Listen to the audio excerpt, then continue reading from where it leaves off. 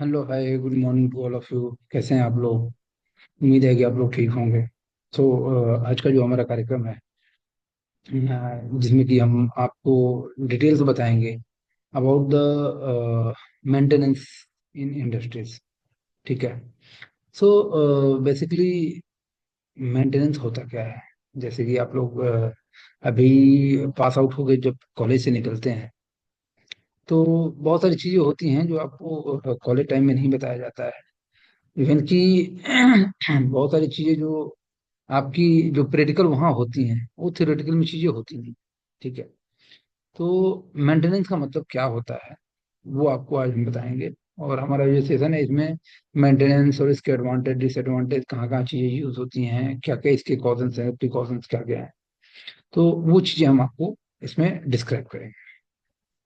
तो मेंटेनेंस का मतलब क्या होता है? मशीन, टूल्स और इंफ्रास्ट्रक्चर को हमेशा वर्किंग कंडीशन में रखना जो है आपका मेंटेनेंस कहलाता है। मतलब जो भी कंपनीज में या इंडस्ट्रीज में जो भी मशीन होते हैं, इंफ्रास्ट्रक्चर होते हैं, जो भी हमेशा वर्किंग कंडीशन में अगर हैं, ठीक है, तो इसकी इसका मतलब ये होता है कि ये ऑलरेडी वेल मेंटेनेंस है, जिसके वजह से ये रनिंग कंडीशन में है। क्योंकि अगर कोई भी चीज अगर मेंटेनेंस में अगर नहीं है, मेंटेन अगर उसको ढंग से नहीं किया जा रहा है, तो वो रनिंग कंडीशन में नहीं हो सकती।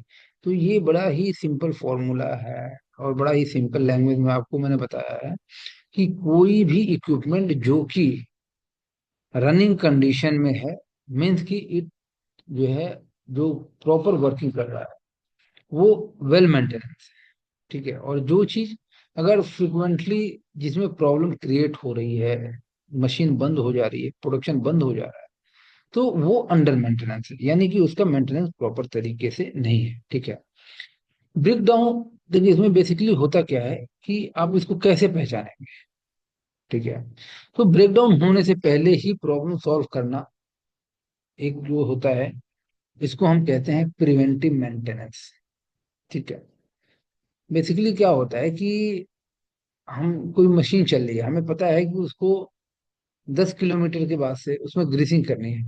अगर हम उसमें 9 किलोमीटर पे ही कर देते हैं, तो एक तो हमारा लॉन्ग लास्टिंग चलती रहेगी, उसकी लाइफ भी अच्छी रहेगी। और पता चलता है कि हम 10 की जगह अगर हम 11 पे करेंगे तो अगले साइकिल में वो कब बंद हो जाए इसका कोई भरोसा नहीं। ठीक है। तो प्रिवेंटिव मेंटेनेंस का मतलब ये होता है कि टाइम से पहले हम उसको, मतलब मेंटेनेंस को प्रिवेंट करें, बचाएं, मेंटेनेंस में न जाने दें, उसको हम कहते हैं preventive maintenance. Scope of maintenance department में जो होते हैं, मेन पॉइंट होता है कि हर इंडस्ट्रीज में essentials, manufacturing, automation, FMCG, textiles, maintenance की जरूरत पड़ती है।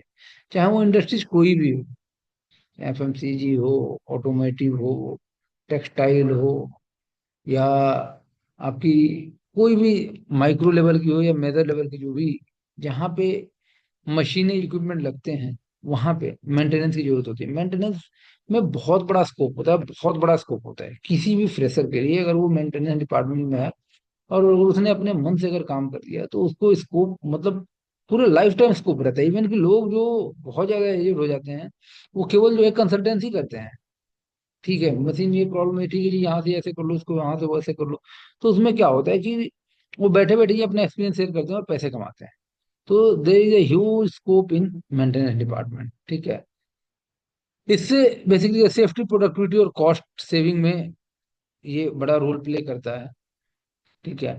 मतलब एक तो मशीनें अगर मेंटेनेंस है तो सेफ्टी के साथ चलेंगी, कोई एक्सीडेंट नहीं होगा। मशीनें अगर सही हैं तो प्रोडक्शन बढ़ेगा।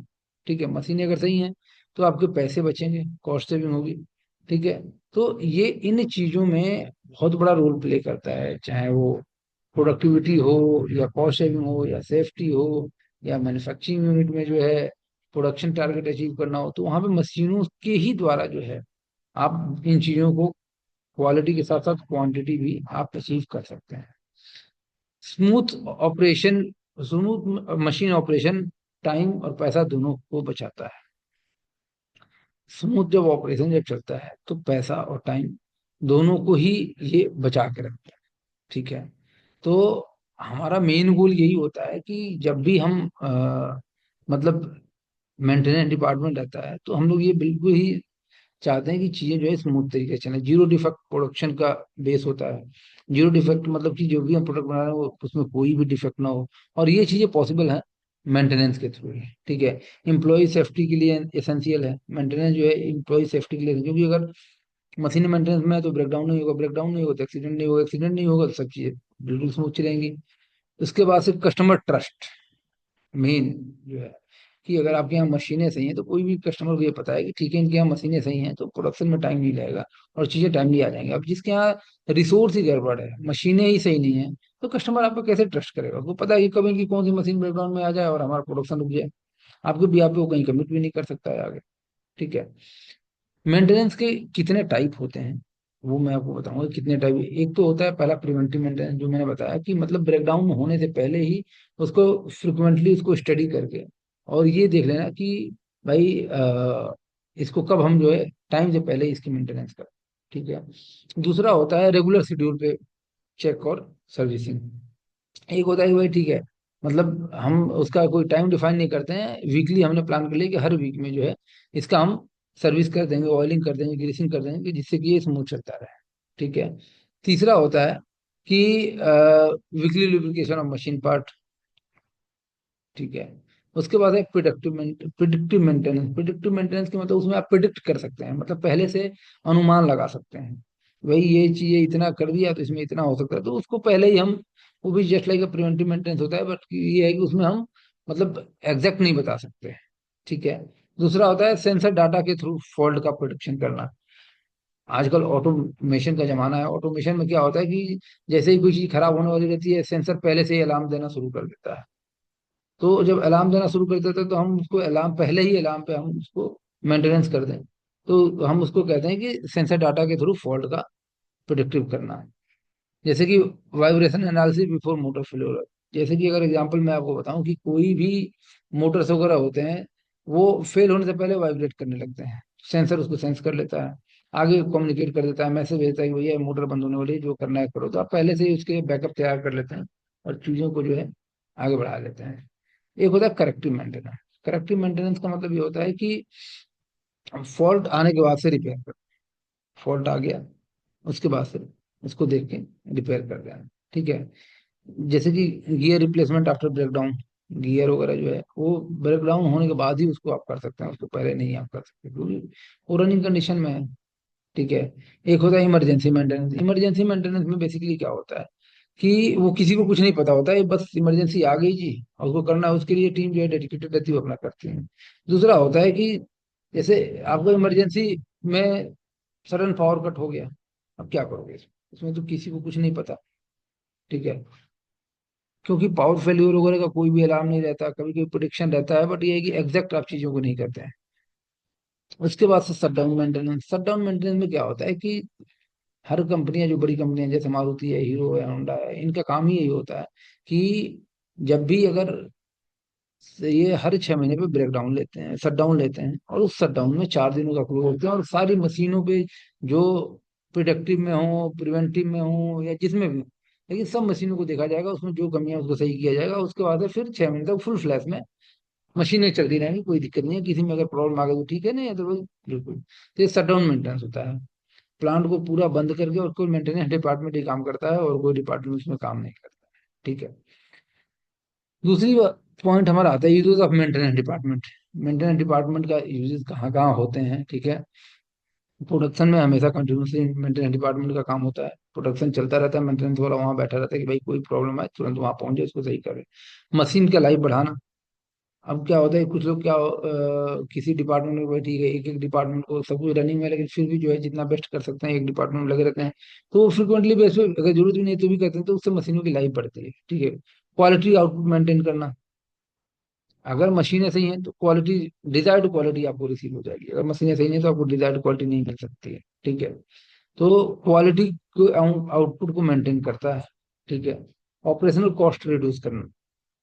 जो ऑपरेशनल कॉस्ट है, अगर मान लीजिए किसी भी प्रोडक्ट का, अगर उसका जो कॉस्ट है 6 रुपया, और उस पे जो आप, अगर मान लीजिए किसी, अगर कुछ भी मेंटेनेंस अगर बीच में आ जाता है, और अगर मोटर खराब हो गई, कोई पार्ट खराब हो गया, तो जो 6 रुपया कॉस्ट है वो बढ़ के जो है 6 रुपये 10 पैसा, 6 रुपये 20 पैसा हो जाए। क्योंकि जब भी अगर कोई ऑपरेशनल प्रॉब्लम आती है तो लंबा ब्रेकडाउन होता है। तो एक तो जो प्रोडक्शन का लॉस होता है, उसके बाद से मेंटेनेंस का लॉस होता है, उसके बाद से मटेरियल, उसमें जो करेक्टिव मटेरियल लग रहा है, उस करेक्टिव मटेरियल के रिप्लेसमेंट का कॉस्ट लगता है। तो मतलब इन सारी चीज को कैलकुलेट कर देंगे तो अल्टीमेटली प्रोडक्ट पे ही इसका असर जाता है, और प्रोडक्ट की कॉस्ट जो है बढ़ जाती है, प्रॉफिट मार्जिन कम हो जाता है। लीगल कंप्लायंस मीट करना, ठीक है, लीगल कंप्लायंस जो होते हैं उनको मीट किया जाता है। एडवांटेज ऑफ मेंटेनेंस, ठीक है, मतलब अगर मेंटेनेंस आपका प्रॉपर है तो उसके क्या क्या फायदे होते हैं। इसमें क्या होता है कि मशीन की लाइफ इंक्रीज हो जाती है, ठीक है, सेफ्टी इंप्रूव होती है, क्वालिटी में कंसिस्टेंसी आती है, एनर्जी और कॉस्ट सेविंग होती है, ठीक है। तो ये चीजें जो हैं, ये एडवांटेज होते हैं कि भाई अगर आप मशीनों का मेंटेनेंस अगर प्रॉपर तरीके से रखते हैं तो ये आपको बेनिफिट होते हैं। डिसएडवांटेज क्या होता है? डिसएडवांटेज में जो होता है स्किल मैन पावर की, इसमें बेसिकली क्या होता है, मेंटेनेंस कॉस्ट हाई हो सकती है। अगर मान लीजिए कि इसे अगर मेंटेनेंस आप टाइमली नहीं कर रहे हैं तो एक तो मेंटेनेंस कॉस्ट हाई हो जाएगा। मेंटेनेंस कॉस्ट हाई हो जाने से ये होता है कि आपके प्रोडक्ट पे असर पड़ेगा, क्वालिटी पे असर पड़ेगा, आपका अननेसेसरी कॉस्ट बढ़ेगा, ठीक है। टाइमलाइन, जो टाइमलाइन पे मटेरियल देना आप टाइम पे उसको नहीं दे पाएंगे। तो ये जो है डिसएडवांटेज होते हैं। इसके लिए क्या होता है कि इसको मेंटेन करने के लिए, मेंटेनेंस को मेंटेन करने के लिए स्किल्ड मैन पावर की रिक्वायरमेंट होती है। क्योंकि स्किल्ड मैन पावर जो मशीनों पे काम किया जाता है वो तुरंत जो है क्विक टाइम में करेक्टिव रिस्पॉन्स दे देता है, ठीक है। अगर न्यू कमर अगर मैन पावर है तो वो क्या है कि पहले चीजों को समझेगा फिर करेगा, तो मतलब unnecessary there is wastage of time. So better ये होता है कि अगर आपके पास स्किल्ड मैन पावर है तो कोई भी बड़ी प्रॉब्लम हो उसको बड़े तरीके से वो प्रोडक्शन ऑन भी कर देता है और चीजों को बाद में उसको मेंटेनेंस भी कर देता है, ठीक है, जिसको एक बाईपास मोड भी जिसको बोलते हैं, ठीक। Machine down time during maintenance, उसके बाद से मेंटेनेंस के टाइम पे मशीन जो है जिससे काम करना है वही ब्रेकडाउन में है, कैसे काम करेंगे। स्पेयर पार्ट की अवेलेबिलिटी की प्रॉब्लम रहती है। पता चला कि अगर टाइमली अगर नहीं कर रहे हैं, कोई पार्ट अगर किसी मोटर का या किसी मशीन का खराब हो गया, तो ऐसा तो है नहीं कि हर चीज आप रखेंगे, स्पेयर पार्ट पता चला नहीं है, अब वो आना है जापान से आना है, तो 15 दिन में मशीन बंद रही, मशीन बंद रही तो सारी चीजें उसके वजह से हैम्पर होंगी, प्रोडक्शन हैम्पर होगा, कस्टमर हैम्पर होगा। तो बेसिकली इसमें इन चीजों का बेनिफिट ये है कि अगर टाइमली करते हैं तो स्पेयर पार्ट की आपको जो स्टोरेज है वो कम रखनी पड़ेगी। और स्टोरेज जब कम रखेंगे तो ऑब्वियस सी बात है कि आपका जो है बजटिंग जो है कंट्रोल में रहेगा। नहीं तो इन्वेंट्री आपकी बढ़ जाएगी, इन्वेंट्री बढ़ जाएगी तो फंड कम पड़ जाएगा। मेंटेनेंस डिपार्टमेंट एक साइलेंट हीरो है, ठीक है। मेंटेनेंस डिपार्टमेंट जो होता है एक साइलेंट हीरो होता है, जो दिखता तो नहीं है लेकिन जब चीजों की जरूरत पड़ती है तो वही एक ऐसा हीरो है जो चीजों से आपको उबार के लेके आता है। वो ऐसे तो नहीं दिखेंगे प्रोडक्शन के टाइम पे, बस प्रोडक्शन वाले, क्वालिटी वाले, सिमल सब दिखेगा, मेंटेनेंस आपको नहीं दिखेगा। लेकिन जब प्रॉब्लम आती है तो सारे लोग बैठ जाते हैं हीरो के रोल में, सबसे फ्रंट लाइन पे वही रहते हैं और चीजों को सही करके फिर आपको हैंड ओवर करते हैं, ठीक है। जो प्रोडक्शन को चलता हुए बिना भी शो ऑफ किए, ठीक है, ये प्रोडक्शन चल रहा है और ये चुपचाप अपना बैठे रहते हैं या दूसरी मशीनों पे जहाँ पे जरूरत नहीं वहां पे मेंटेनेंस करते रहते हैं, ठीक है। अगर आप इसमें काम करते हैं तो आप डायरेक्टली कंपनी के प्रॉफिट और सेफ्टी में कंट्रीब्यूट करते हैं। अगर आप मेंटेनेंस में अगर काम करते हैं तो एक तो आपके पास नॉलेज, मशीनों का अच्छा नॉलेज होता है। दूसरा क्या होता है कि आप जो है कंपनी के लिए एक बहुत बड़े एसेट होते हैं, ठीक है। और कंपनी के प्रॉफिट और सेफ्टी, कंपनी के प्रॉफिट में आपका बहुत बड़ा योगदान होता है और प्लस सेफ्टी में भी आपका बहुत बड़ा योगदान होता है, ठीक है। जो कैंडिडेट्स पहली बार अगर इंटरव्यू देने जा रहे हैं और खास तौर पे मेंटेनेंस के लिए जा रहे हैं तो उनके लिए इंडस्ट्री में एक टर्म याद रखिए आप कि डाउन टाइम है। डाउन टाइम बेसिकली क्या होता है कि जो मशीन बंद होने से लेके और चालू होने तक के बीच का जो टाइम होता है उसको डाउन टाइम कहते हैं, ठीक है। तो ये वर्ड जो होता है डाउन टाइम, जैसे ये अक्सर पूछा जाता है कि डाउन टाइम क्या होता है, तो डाउन टाइम मशीन बंद होने से लेके और चालू होने तक जो भी टाइम लगता है उसको हम डाउन टाइम कहते हैं। प्रिवेंटिव मेंटेनेंस क्या होता है? प्रिवेंटिव मेंटेनेंस ये होता है कि चीजों को टाइम से पहले, फ्रिक्वेंटली टाइम से पहले ही हम उसका मेंटेनेंस कर दें, उसको हम प्रिवेंटिव मेंटेनेंस करते हैं। ये हमारा इमरजेंसी मेंटेनेंस और मतलब अनऑफिशियल मेंटेनेंस से हमें बचाता है, ठीक है। उसके बाद से कोई कोई क्या होता है, ओवरऑल इक्विपमेंट इफेक्टिवनेस, यानी कि जो भी इक्विपमेंट, यानी कि जो भी machinery, tools, motor, gear box जो भी लगे हैं, वो कितने इफेक्टिव हैं। ठीक है, वो कितने इफेक्टिव हैं, ये डिपेंड करता है। तो अक्सर जो है इंटरव्यू में यही सब चीजें पूछी जाती है कि डाउन टाइम क्या होता है, प्रिवेंटिव मेंटेनेंस क्या होता है, ओई क्या होता है, ओई कैसे निकालते हैं, मेंटेनेंस टाइम को कैसे मॉनिटर करते हैं। ठीक है, और आप उसमें फिटर, आपका इलेक्ट्रिशियन, उसमें मैकेनिकल, ये सारे लोग होते हैं, सब अलग अलग, मतलब मेंटेनेंस में भी कई सारी ब्रांचेस होती हैं। ठीक है, इलेक्ट्रिकल वाले अलग होते हैं, इलेक्ट्रॉनिक्स वाले अलग होते हैं, मेंटेनेंस वाले अलग होते हैं, फिटर वाले अलग होते हैं, न्यूमेटिक्स वाले अलग होते हैं, और आपका जो है हाइड्रोलिक वाले अलग होते हैं। तो सबका अलग अलग स्पेशलाइजेशन होता है, और ये सारे लोग मेंटेनेंस के लिए ही काम करते हैं। तो ये रहा आज का हमारा मेंटेनेंस का, मेंटेनेंस से रिलेटेड बेसिक चीजें, और इंटरव्यू में जो कुछ चीजें पूछी जाती हैं।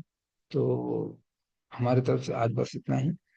ठीक है, बाकी नेक्स्ट सेशन में मिलते हैं आपसे। Okay, thank you. अब ये जो हमारा एक सेशन अगला होगा, वो लास्ट सेशन होगा हमारे फ्री सेशन का।